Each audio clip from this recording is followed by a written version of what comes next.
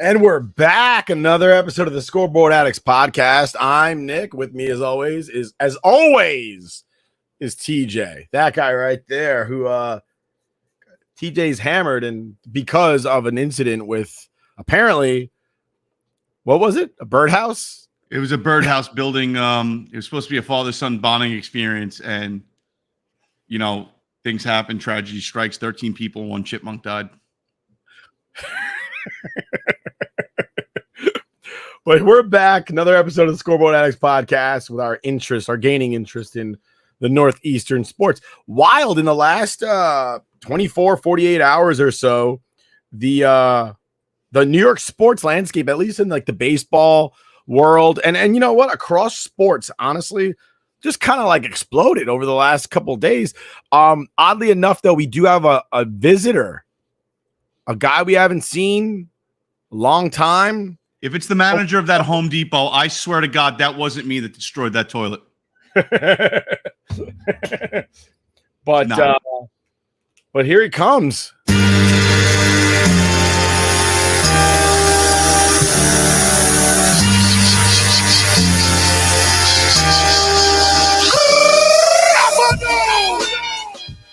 And there he goes. We welcome back the Rook. Wow. What's up, boys? Long-awaited return to glory. I was back 2 weeks ago. I forget. That's a dark room, sir. Did you sit in there and read poetry like, quote the Raven, nevermore? I have lighting issues in the new house, but he does this a lot. You know what it is? It makes it darker because my wife picked out this like. You blame your wife. That's like really dark, so it makes the room dark. You say something negative about your wife, you better whisper that shit. I could see her running through that door and beating the crap out of you live on air. Yeah, it's very echoey in that room. It might project. But speaking of domestic battery, let's get into our first topic.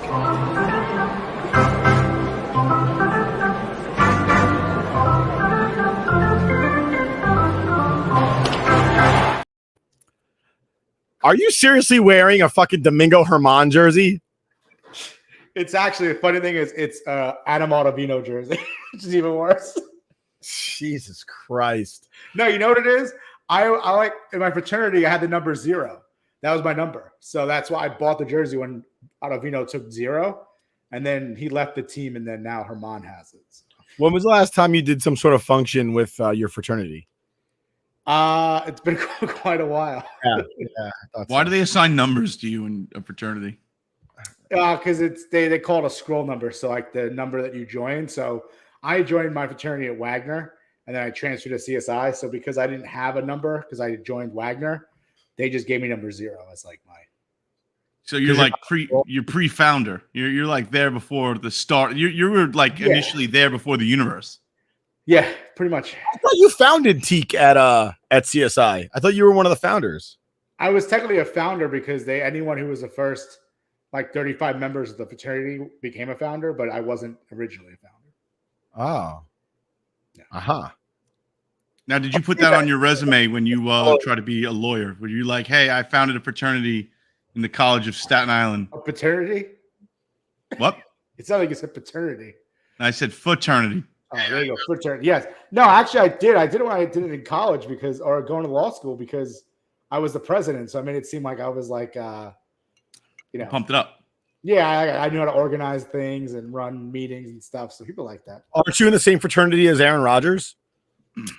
Yeah, Aaron Rodgers actually got inducted while I was in college. It was after he won the Super Bowl. He got inducted after he won the Super Bowl. So he wasn't in college when he was inducted into your fraternity? No, because he's an honorary member. He's not like he didn't like join the fraternity while he was in college. He was an honorary member. Oh. We showed up at a party one time and wanted to get in on the hazing, and they were like, all right, that's cool. Yeah, no, after he won the Super Bowl, some like Wisconsin chapter like reached out to him and said, hey, you want to join, become an honorary member for where you won the Super Bowl? And he said, yeah. So that's why everybody in Wisconsin is so bitter about him leaving, I guess. I guess so. Oh, yeah, maybe. That actually might be one of the reasons. Back on topic in Rook's terrible. Sorry about that. Today, Domingo Germán threw the 4th perfect game in Yankee hitter, and the 24th perfect game in the history of Major League Baseball. Actually, no, I think in the history of baseball, not even just Major League Baseball, because I think the Buffalo Bisons are on that list, and they're not a Major League Baseball team, I don't think. Oh, really? I didn't realize that. Dude, an incredible feat, man. Unfortunately, I didn't watch the game last night, and I woke up to that shit, and I was like, oh my God. I was like, you know what? I'm glad I didn't watch it, because at some point Michael K would have fucking ruined it, and I would have probably tried to go assault him. He didn't call the game. It was Ryan Rucco. It was Ryan Rucco. Oh, see, that's why. That's why it happened.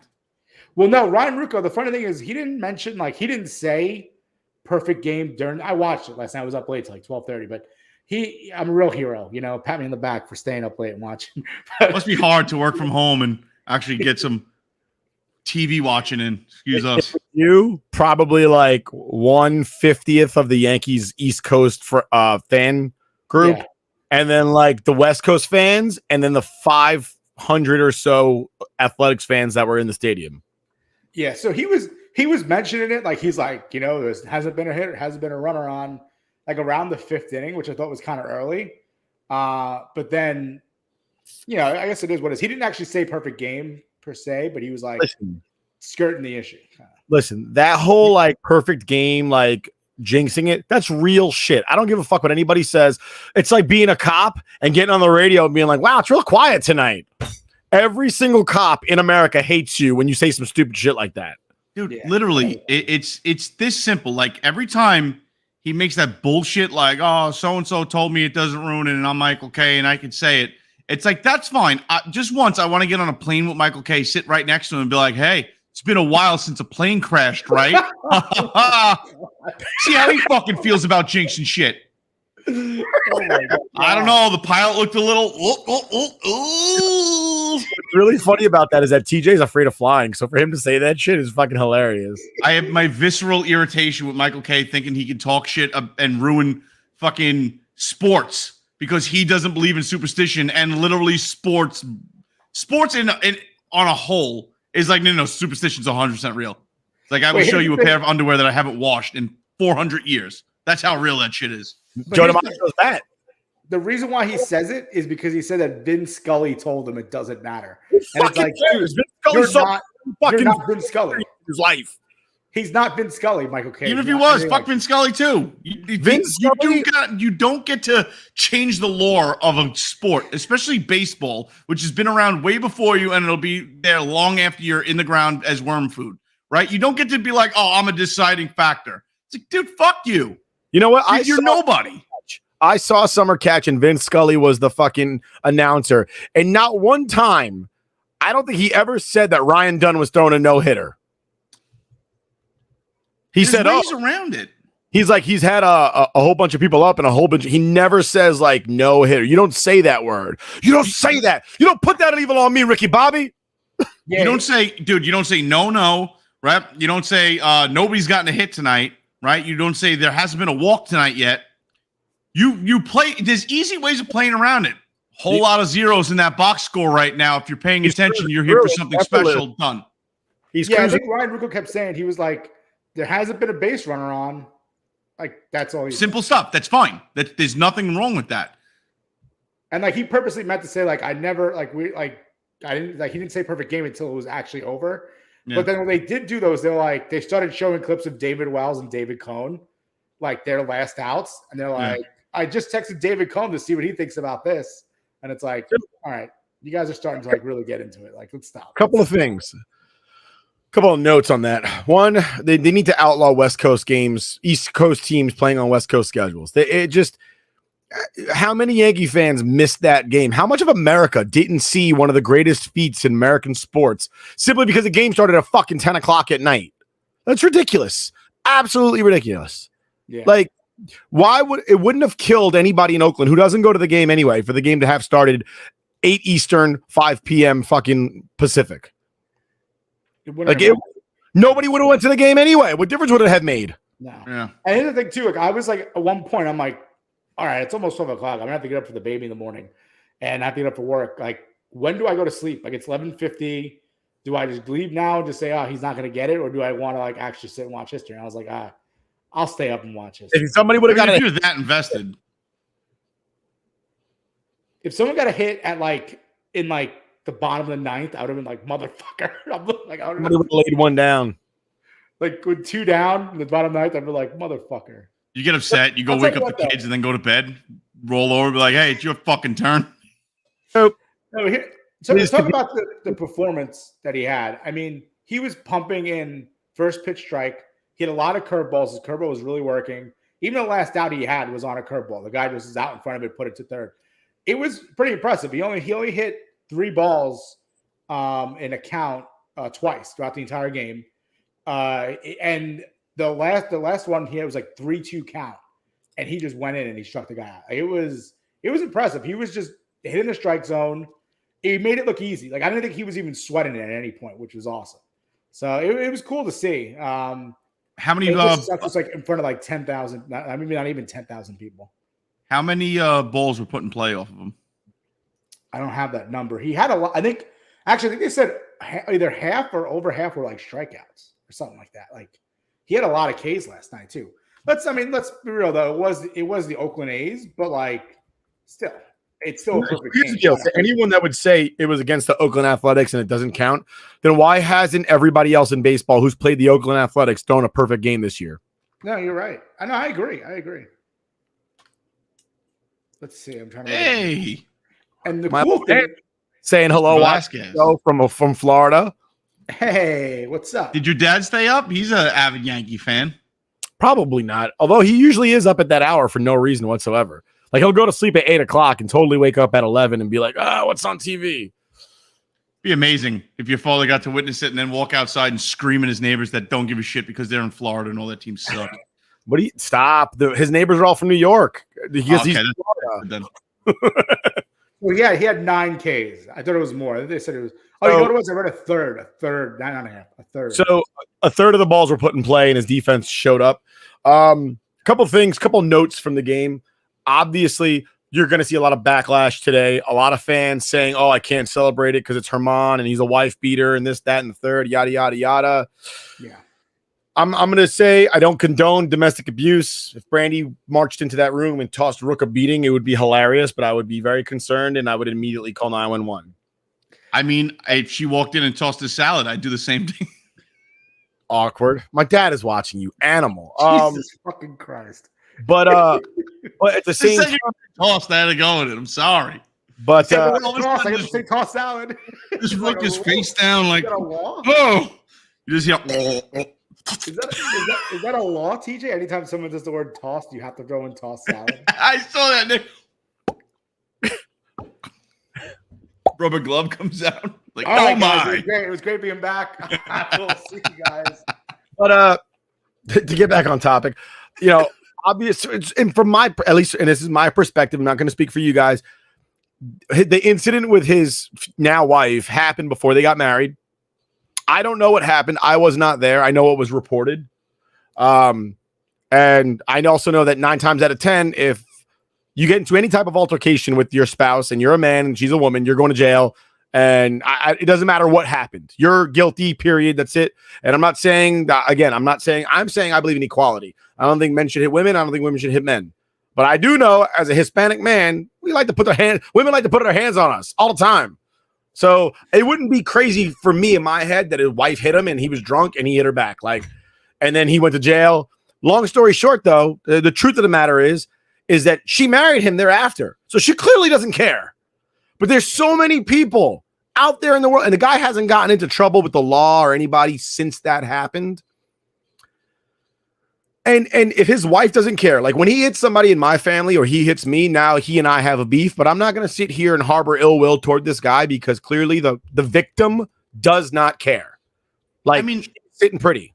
I think it's hard to, we all have like preconceived notions of people, even though we don't know them, right? Athletes, movie stars, whatever. We all just kind of have our own little, like, oh, that guy's a dick, or, oh, he's cool. It's like, we don't know them at all. So who the hell are we to make a judgment? You know what I mean? Again, I'm not condoning domestic violence. And I agree. There's a lot of extenuating circumstances with anything domestic, right? Like your neighbors call up and you and your wife are just having a blowout argument. It is what it is. If the cops decide like, hey, you're going to come down with us because she's irate, whatever it is, what it is. Like, it's hard to pass judgment when you're just on the outside looking in and you know nothing of the situation other than what's being portrayed in the media. And as we all know, the media gets shit wrong all the time. The media will put a spin on things left and right and down the middle, whichever way they want to pull the strings, right?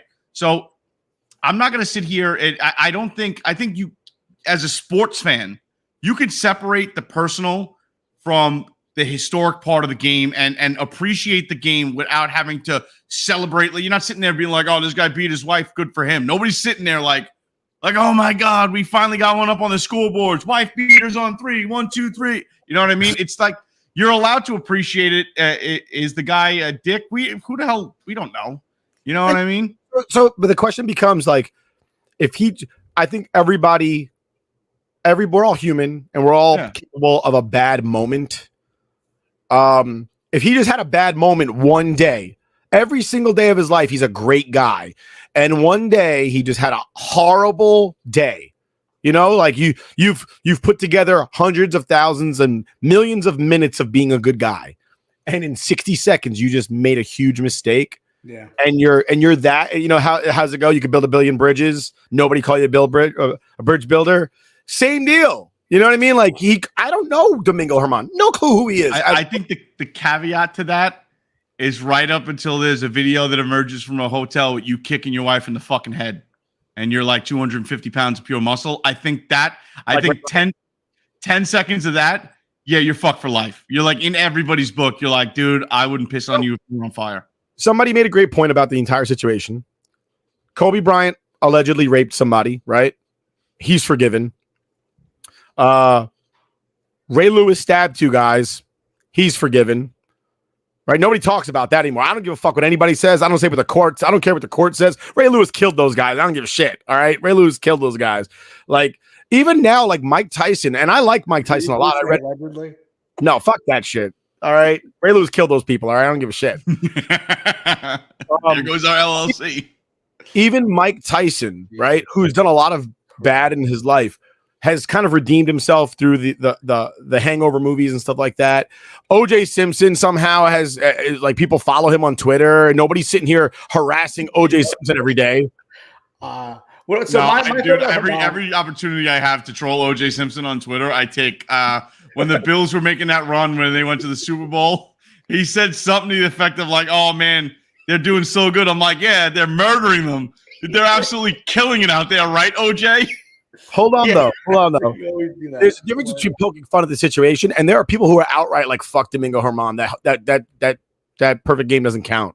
Fucking, that's just stupid. At the end of the day, there's a reason why the Yankees don't wear, names on the back of their jerseys, right? It's a team effort, okay, and it's just it's historic for the team itself. You could celebrate what just took place for the team without being like, "Oh my God, we should friggin' carry Domingo Germán down to Cooperstown ourselves right now." You know what I mean? You can celebrate the accomplishment without celebrating the man.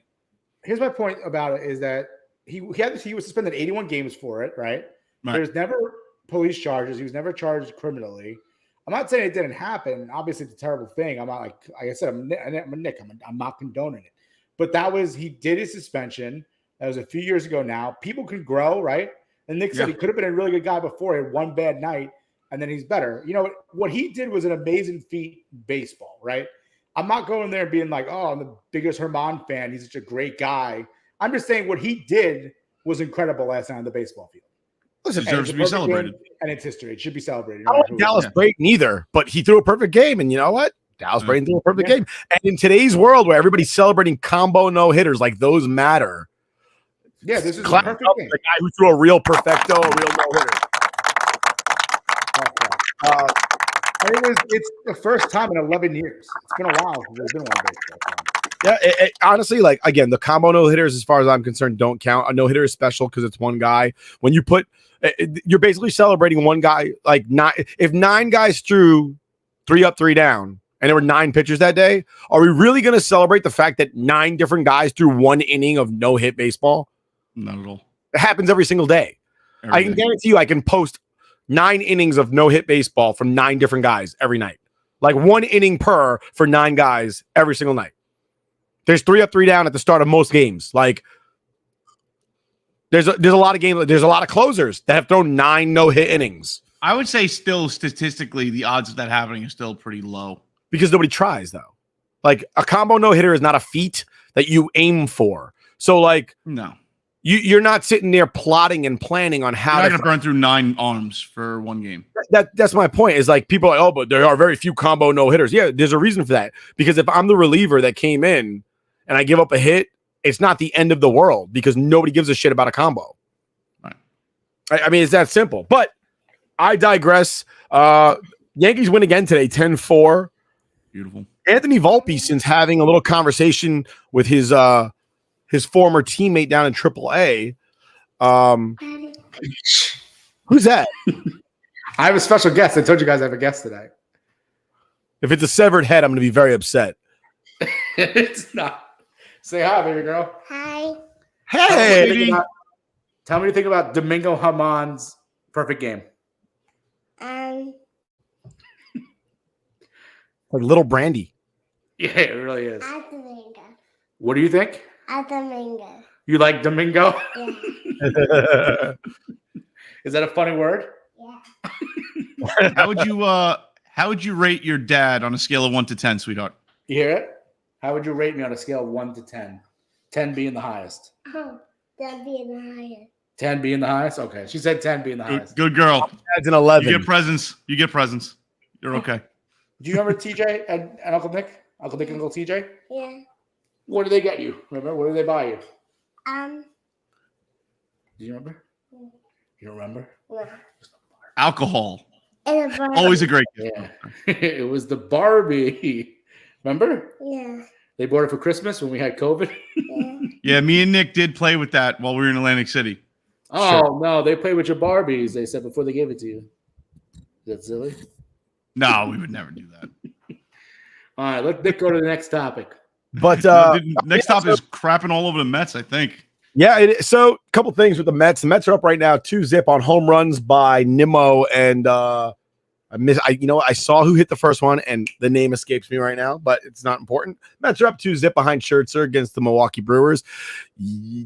Steve Cohen came out yesterday and basically said that he is prepared to be a seller at the deadline, which is in about 32 days. So if the Mets don't turn it around from their really not good fourth place standing and 8 games under 500, 17 games back from first place. Yeah, if they don't come back from that, then Steve Cohen's ready to start selling the farm. And that means that guys like Nimmo might be on their way. Guys like, I don't know if he's ready to get rid of Scherzer or I can't remember the other guy's name right now. In between now and then, right? In between now and then, what do they have? Maybe 16 games between now 17? and then? Yeah. You got to account for the All-Star break, so maybe something like 16. So realistically, in the situation they're in, unless everybody around them starts taking a nosedive and goes on an 0 for 10 streak, which isn't going to happen, they're going to have to win 12 out of 16. Well, I mean, it's not really. So they're 8.5 games out of a wild card spot because now in baseball, everybody makes the playoffs. You know, we're getting like other sports where making the playoffs is not an achievement. It's a way to maintain your mediocre standing. Right. So, I mean, it's not impossible. It's not impossible, but unless nothing drastic is going to happen where you, from the outside looking in, you could see the future for the rest of the season and be like, you know what, they're finally coming together and playing like a ball club. It's just not. It's not a Disney movie. It's not going to happen. You know what I mean? So unless they just go on a run and a half to where, maybe they blank everybody, right? Maybe they go for the rest of the month, for the next 20-something days, they just go like on a winning streak, nonstop. Then maybe, but something drastic would have to happen in their win column from now to then. To not be a seller. All things point to them being sellers in the next month. Yeah, I agree with you 100%. And I don't know if you guys, I know you guys are, obviously we're not Met fans, but have you guys even watched like one Met game? I'm watching right now. It's not good. Like they're just not a good baseball team. I was going to say, you could tell just by Mets Twitter, just the malaise and the miserable like fans, you know, Wait, dude. It's just like there's how no their hitters positivity. are, like, It's just batting- like ugh. It's like Chris McCormick all over Twitter. Everybody's Chris McCormick. It's like they're all their hitters are like batting 12 to 30 points less than they were last year. Like they were 100 win more ball club last year, 101 win ball club, but Right. they're just not performing the same way they were last year. And the team, it's this pretty much the same team as last year. So you figure, well, they did well last year, they're going to do it again. They lost Edwin Diaz. I understand he's one guy in that bullpen, but like those guys in the bullpen are terrible. Like You got to get to him. He's the closer. They're losing get to him. the ninth inning. Yeah. But those guys in the bullpen are god awful. Like they are. You guys see that the collapse against the Phillies? They had one hit. They were down like 4 runs, and they had one hit, and they ended up taking a 7-6 lead. You know, they're not hitting that great either. I think that they might have 3 guys over 250. You're looking at somebody like McNeil, who was in the runnings for a batting title just a few years ago. He's batting 257. That's what I'm saying. All these guys are batting like 20 to 30 points less than they were last year. Lindor's batting 223, and I know all the nerds that do analytics are going to say who's talking about batting average in 2023. When there's a runner on second base, I don't want to walk. I want to hit. I want to single. Not even a little bit. You know what I mean? So, I mean, Well, you you might may be. not give a damn about batting average, but batting average apps. There's nobody with a bad batting average that plays bad, or with a good batting average that plays bad baseball. But I can point to about 15 guys with bad batting averages, like Joey Gallo, right? That play bad baseball.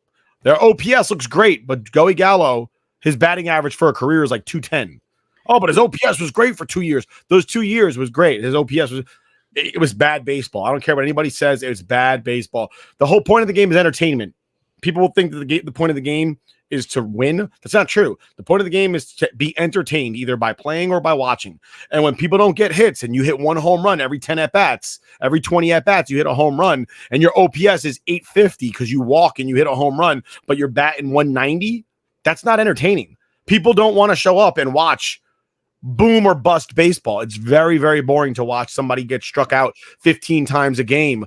2 teams collectively strike out 25 times a piece, and there's only 50 something outs in a game, 54 outs in a game, and 25 of them are strikeouts. Nobody wants to watch that. It's boring. Yeah, but if you look at the Mets batting average this year and the wins that they're not getting, like they're not hitting. Like batting average, you're like, oh, batting average doesn't matter. It's the analytics, but they're not winning. So what matters at that point? So You know, supposedly an OPS over 800 is good, right? well, the Mets hitting that. They can't be over. They've got 3 guys with an OPS over 800. And it's terrible. And I feel for the Met fans because this was supposed to be like they're like all off season. They're like Verlander, we have Scherzer. This is gonna be our off season, and then like Diaz gets hurt at the WBC, and then like they started playing. Verlander gets hurt immediately. I think Nimmo, like there was like so many guys got hurt spring training. It was started off slow, and they just could not pick it up. They can't pick up the pace now. At this point. So At what point do you admit that your team is cursed? Yeah, I mean, yeah, Dude, because they insist that the Wilpons were the reason why the Mets weren't progressing and they're going nowhere and they spend no money. And then this guy comes in, right? And he just dump trucks full of cash into the team. And last year it worked out pretty well. And this year it collapsed. So it's while I feel for the Met fans, you got to just like throw it up there to be like, all right, we have to sacrifice somebody. You know, I don't feel bad for the Met fans because anybody who was a rational Met fan talked to a Yankee fan and knew that their team was going to lose before the season started. Because I knew the Mets weren't going to do. Look at Mets history; they've only ever made the playoffs twice in a decade in the history of their team. They've never made the playoffs more than twice in a decade in the history of the Mets. And when I say a decade, I mean like the 90s, the 80s, the 70s, the 60s. They've only ever made it twice at a time. I'm fairly certain they made it last year, and they may have made it the year before. Guys, it's going to be a rough 6 years. Yeah, they're 8 games in the 500 right now. They spent a ton of money in free agency in the offseason. They have one of the biggest payrolls in MLB. And Met fans are talking about, well, Yankees, you guys aren't spending anymore. We got Uncle Steve. Uncle Steve is going to spend more money, bring us a championship. And it has not panned out. So I'm with TJ. Mets, cursed. They did not win one series in June. No, it's all right. The Yankees were batting like 190 in June with like 6 runs Yeah, scored. they still won, but they still won games. Like they were still winning series, though, right? Yeah. No, not really. Not a lot, but they still at least won one. You know what I mean? They won a couple. You know what I'm trying to say? I guess so. They beat the Rangers. They beat the A's. I know it's not amazing to beat the A's, but they still did it. They still won a series in June, more than the Mets did. Mets won 0. How could you possibly sustain a winning record and plan on making the playoffs? You can't win an entire month of baseball. You can't win 2 games out of 3. In other Mets news, last night, Steve, I guess on the Mets broadcast, Keith Hernandez was asked basically if Shohei Ohtani comes over, he's number 7. What do you think about that? And Keith Hernandez replied with like, well, he can't wear 17. Well, he can't wear 17 because that's Keith Hernandez's number and it's retired. And it was brought up that, well, he can if you allow him to, if he asks you for permission. And Keith Hernandez said, don't ask for permission. Nothing wrong with that. And then Marcus Stroman, because, he can't just keep his stupid mouth shut, decided to say, Ohtani deserves 17 wherever he goes. Imagine losing Ohtani in free agency because some dinosaur wouldn't give his number up. LMAO. Marcus Stroman might be the stupidest person in Major League Baseball. Does Keith Hernandez have a World Series ring? He does. Oh, so that fucking dinosaur is sitting there crotch chopping himself, knowing that he's probably a better player still today than Marcus Stroman is. Just shut the fuck up.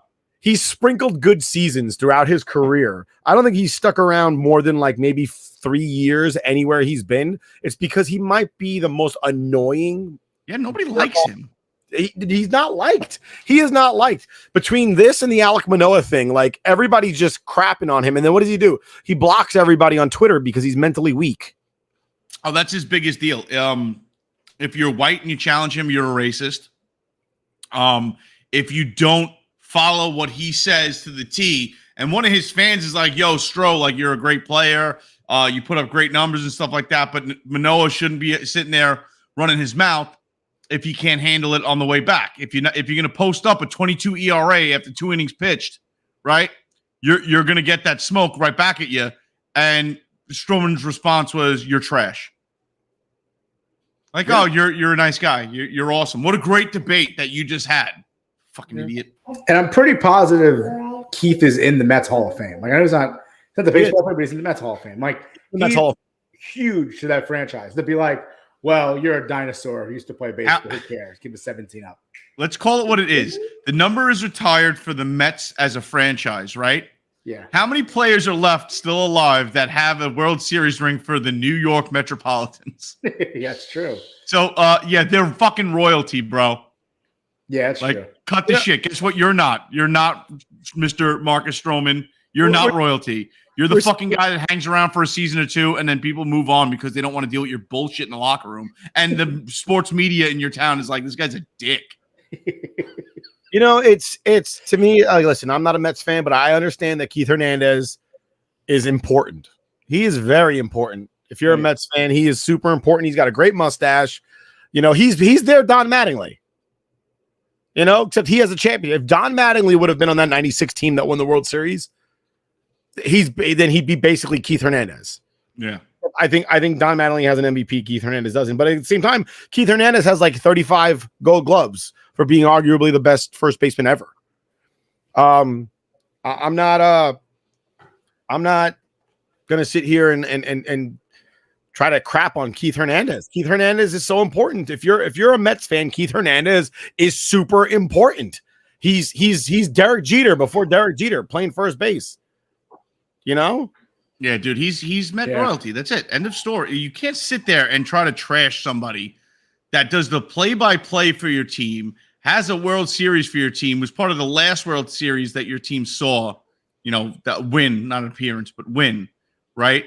He was part of the last season that the Mets were relevant, right? Because everybody want to say a couple years ago the Mets were relevant because, they made it to the World Series, but they had such a poor showing, everybody wants to erase that from their memory, right? They'd be like, yeah, that season was irrelevant too, because nobody wants to bring up the fact that they got absolutely smoked. So how are you going to sit there as Marcus Stroman Essentially, a man that doesn't have a team. If he had the numbers to get his jersey retired, most teams would be like, yeah, he was here for 2 years. Who gives a shit? We really didn't like him. Like, nobody would do anything for him. Nobody would honor this man. And you're going to crap on somebody that has just queens in his pocket, essentially, and a little bit of Long Island. Yeah, but the funny thing is the Met, I guess last point for this, but the Mets fans are so hungry for a championship. I bet if you ask them, you get Ohtani right now, but you have to unretire Keith Hernandez, they'll probably be like, yeah, I'll do it. Who cares the number? Well, No, I'm they'll do it. thinking right now, what difference would it make? They still would not win. Yeah. They still have pitching. They have no bullpen. They'll still hit 4 guys in a row and let them the Phillies score 4 runs and no hits, 1 hit, whatever it was. Wild. But Mets looking too great. Again, eight and a half games behind the wild card. Eight games under 500. You kind of expect better from that team, even to a certain From extent. that payroll. Yeah. To a certain extent, Pete Alonso has fallen off as well. But today, the MLB All-Star voting results came out, showing us who the MLB All-Star starters would be for both the American and National Leagues. Not sure if you guys caught this, and I'll share it with you so that you can, if you didn't. A lot of new names up there. And you know what? I guess it's a good thing. It's a very good thing for baseball to have a lot of new names up there. It's some of the names from New York that we're seeing are obviously Aaron Judge made it, which I won't say I'm surprised, but I am a little surprised. I mean, he was hitting great prior to being injured, but he's been injured for quite some time now. And it's a little surprising that he made it because he may not even be able to play because he's injured. Right. As it says on the chart that he is injured. Jonah Heim, I believe this is his first time as an all-star, at least a starting catcher for the Texas Rangers. A lot of Rangers starting this year. Texas showed up to vote for their team. Well, Texas flip-flops, right? Sometimes the Astros are their team, sometimes the Rangers are their team. Whoever's doing better at the time. Any snubs that you guys can think of? I can't see that list at all, by the way. Oh, I apologize. I had to zoom in. In order to see it. There's the AL. A lot of Rangers. Very surprising. Yeah, I'm Yeah. actually surprised. I mean, they're having a good year, but I'm surprised they got that many votes in there. Texas is one of the most populated states. That's true. There's your I'm surprised it's not more Rays. no Met starters. Well, the Rays aren't that good, dude. Yeah. I mean, individually, the Rays are not good, and the Rays don't have fans. I gotta 1 second. I gotta check out real quick. Get this little baby to bed. Can we say goodnight to her? Yeah, we're gonna say goodnight. Did you guys read the chat? Just Yeah, I got you. All right, come here. Ready? You gonna say goodnight to them? All right, say goodnight to everybody. Good night, sweetie. Wait, they have Listen, one- what do you want to be when you grow up? Yeah, see, you hear him? I am a chef. A chef. Jeff. Nice. Daddy loves food, so it's a good thing. She's gonna break all our hearts and be like, "I'm gonna be a vegan chef." It's like, "Ah, come on, Oh, come on, Dad. I'd be like, don't do it. no."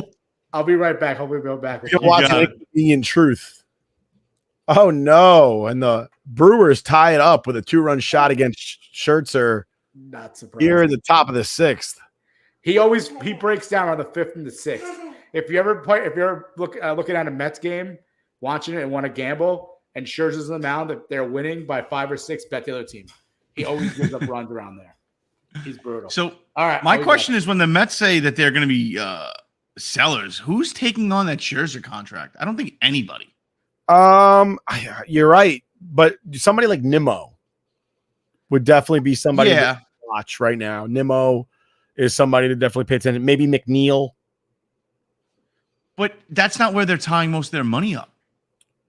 You're right, but if you can get back some young, I don't think it's not a money thing. It's a hey, let's get a different return on our investment because you're not going to trade Scherzer or Verlander, but you might be able to trade Nimmo, you might be able to trade McNeil, and get back some pieces that maybe not today, but down the road can be somebody for your franchise. The only way you can dish Verlander or Scherzer is if somebody like the Dodgers needed an arm immediately.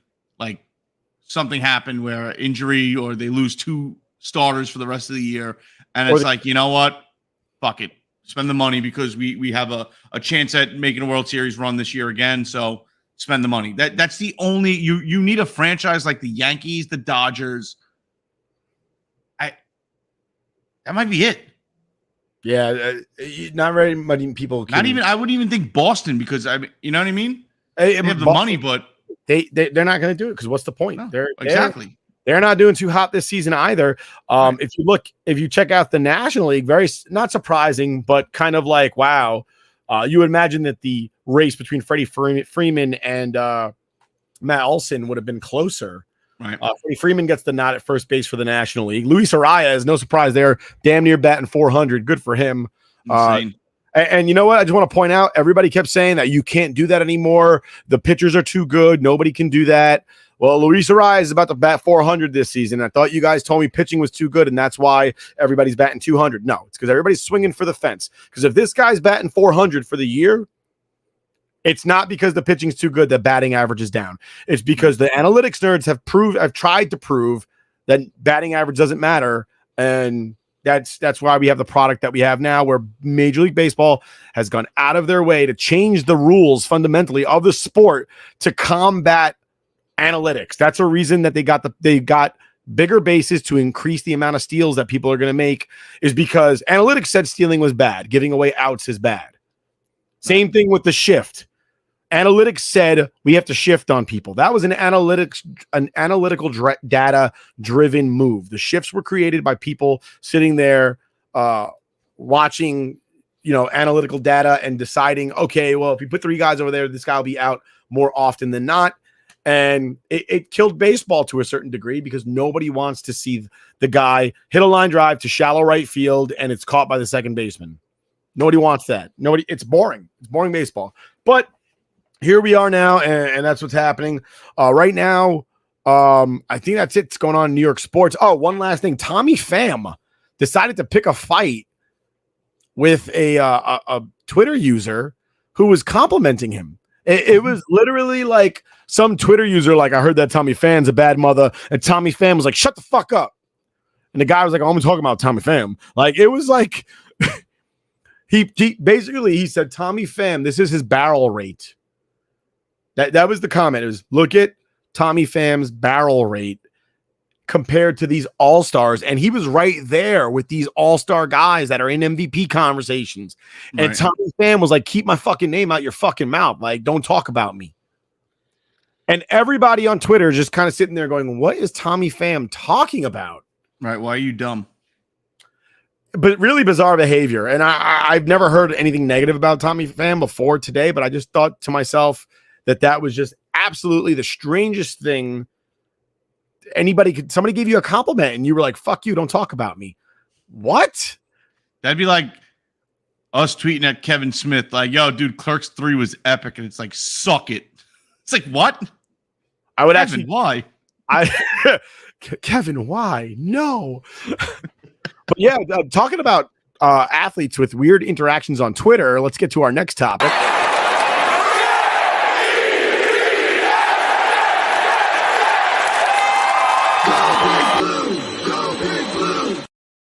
I gotta say that "Go Big Blue" thing is just so hilarious because it's so clearly fake.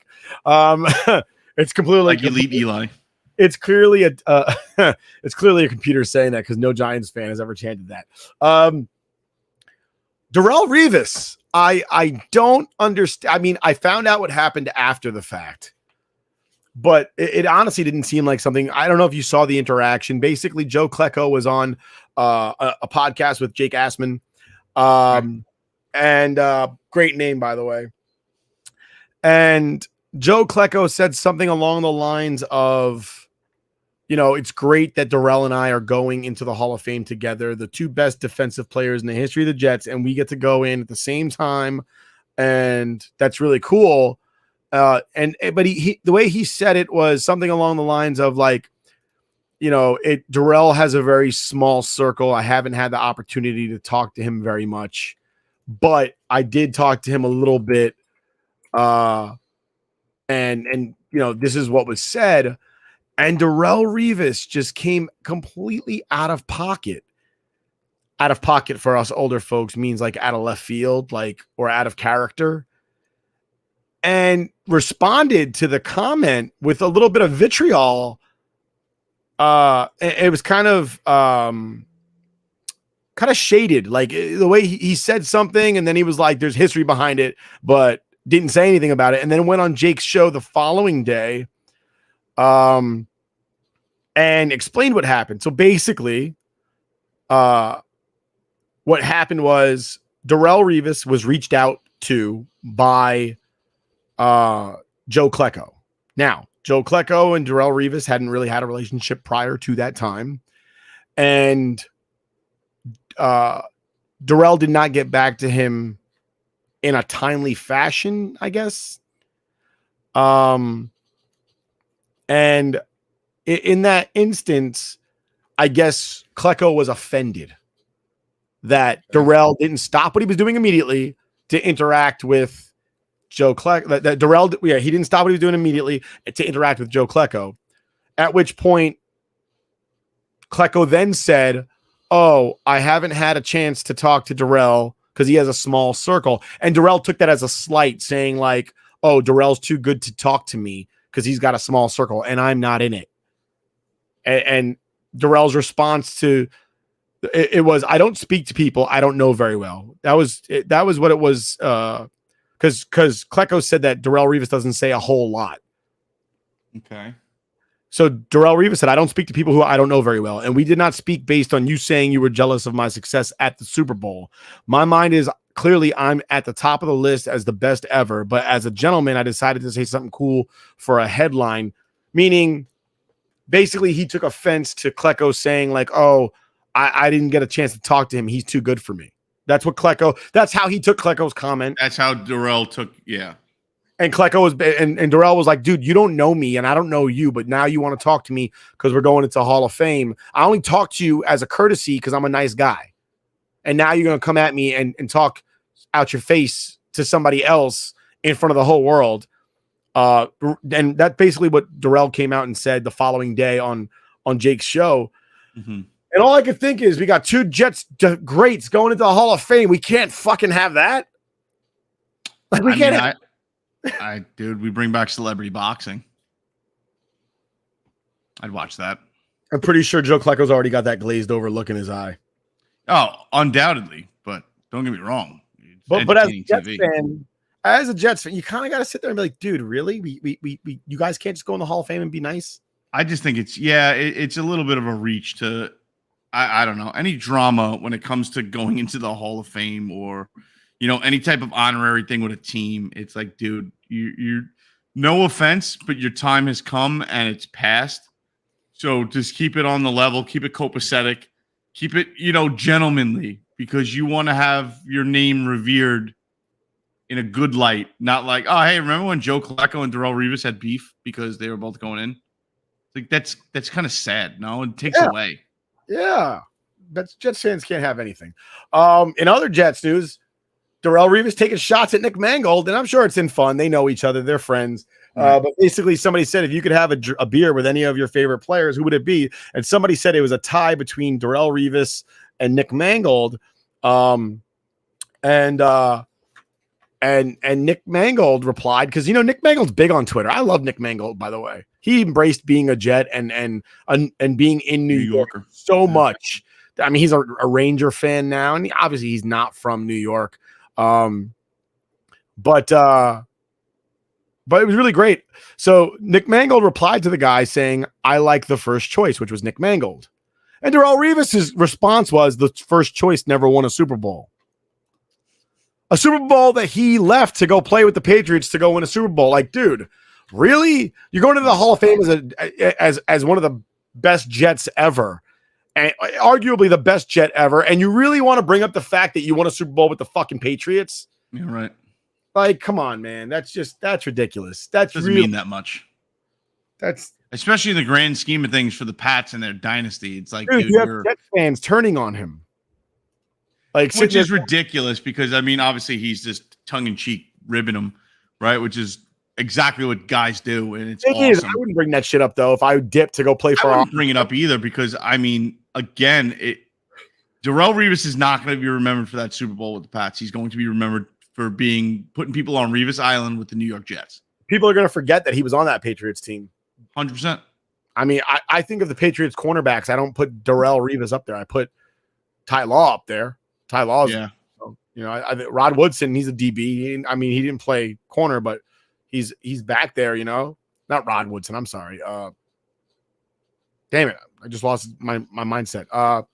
But yeah, I don't just look at it that way, Darrell Revis is going to be remembered for being a Jet for those 2 to 3 seasons in a row where it's like you don't throw that way ever. And if you do, he makes you pay every time. That, like, statistically, the balls that went his way were cut in half, and yet he was still putting up Hall of Fame numbers with half the amount of attempts his side of the field. Right. So I meant Rodney Harrison. Right Rod, wrong son.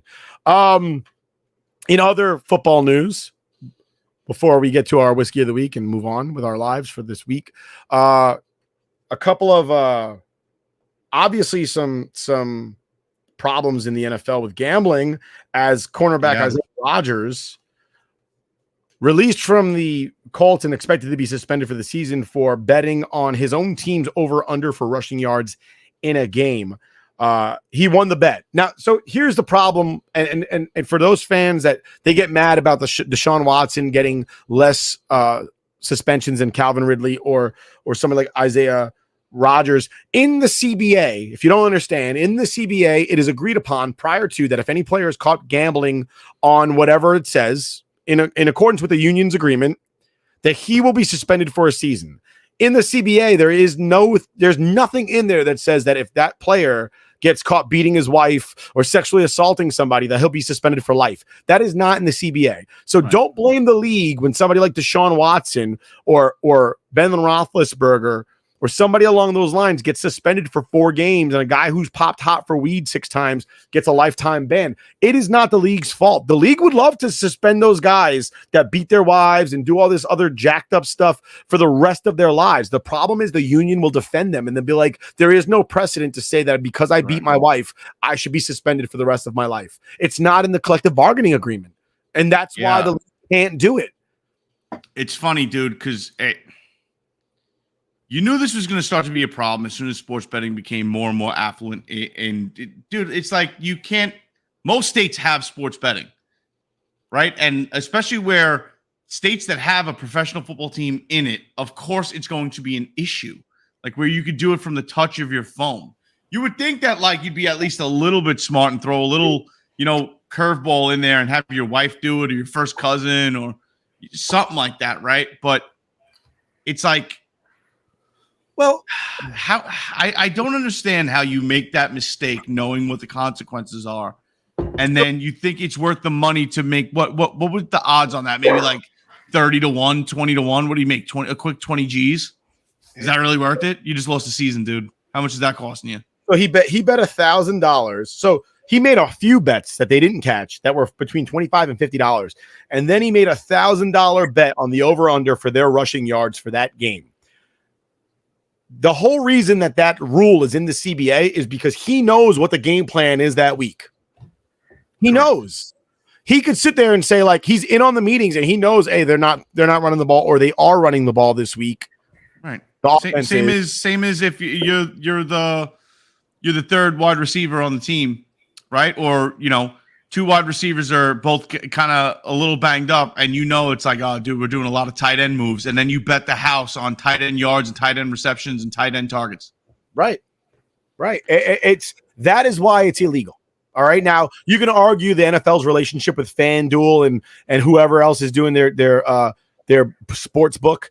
You can argue that relationship and whether or not it's right or wrong. It doesn't make a difference to me. But the fact that he's suspended for a year is non-arguable. You can't argue, oh, well, it's not fair. This guy sexually assaulted 85 people. It's not in the CBA. It's that simple. It would be like tomorrow if you broke a law that's not really a law, but the whole world wanted justice for it. Like tomorrow, I don't know. They said wearing a blue shirt is illegal. And I got caught wearing a blue shirt 80 times up until that point. And then I'm like, well, you can't throw me in jail for more than a day. There's no precedent. Right. Like, it's that simple. And my thing is, Rodgers is suspended for a year, probably. $1,000 in the over rushing, like that's not like I bet you that had to be like minus 115, maybe plus 100. Like it's not even worth the money they make. So it wasn't the over. It was over under. We don't know which way he bet. But given the fact that his running back, one of the most proficient running backs in the NFL, then you got to figure either he knew that he wasn't going to do it or he knew that he was. No, but my point is that bet, the over under on rushing yards, usually isn't like anything crazy. Like it's not like a plus 400. Right. That's what I was trying to say when I said like even if you did it and it was a 20 or 30 times a bet, it's still not worth it. That's not even a game check for him. No, exactly. That's just didn't make sense to me. But that's what's happening in the NFL. Before we go, real quick. Whiskey of the week. TJ, what are you drinking? Well, I made it back in time. Yes, this is what I wanted to do. Caramel and vanilla and wood. Has a floral taste to it. Maybe. Boom. We got a little Jack Daniels single barrel proof. This bad boy is going off at 131.4 proof. Got a nice fancy gold label on it. A little smell. Oh yeah. Banana. Fact. Who am I shocked? Banana.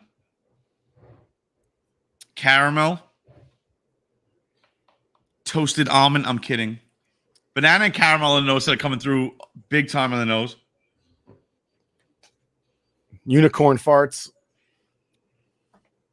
If unicorn farts tasted like that, I'd strap my face human centipede style to a unicorn's ass. Because that is delicious. The banana definitely comes through on the palate. Not as much, though. It's not as strong as the nose. And then you definitely get like a dark caramel, or more like a brown sugar, I would say. And then a nice little spice at the end from the wood nick, because it's in wood barrels. But nice long finish on it. Very thick, very syrupy. Coats the entire palate. I absolutely love this stuff. I think this is one of the best for the price barrel strength, barrel proof whiskeys out there. Jack Daniels, man. If you ask me, like old number 7 Jack Daniels Black Label, to me that's like when I'm at the blackjack table and I'm just trying to get as many drinks in me as possible, and see how long that lasts. $75 lasts at the table, right? Give me a couple Jack and Cokes, I'm good to go. Jack Daniels, I don't think of as a sipping whiskey or a drink it neat whiskey, but this right here, 100%. It's just, that's why they are the king of Tennessee and have their own. They're not even bourbon, right? They're Tennessee whiskey. So pass it off to Rook.